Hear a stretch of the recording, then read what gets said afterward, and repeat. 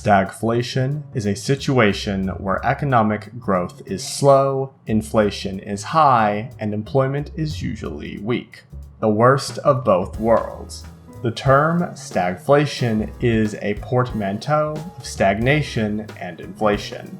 Economists suggest two main causes for this phenomenon. First is a supply shock, such as a rapid increase in the price of oil.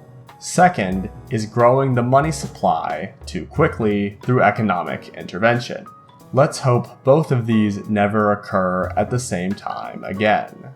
Stagflation is extremely tricky to control, as all economic actions a government could take to beat one side of the problem exacerbates the other.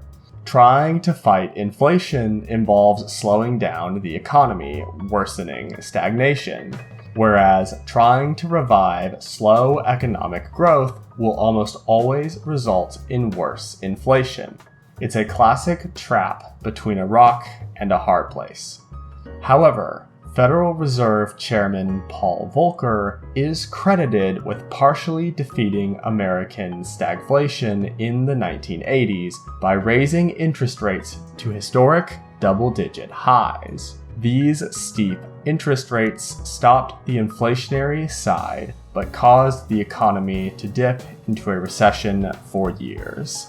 This has been Stagflation Explained in under 200 seconds. Thanks for watching.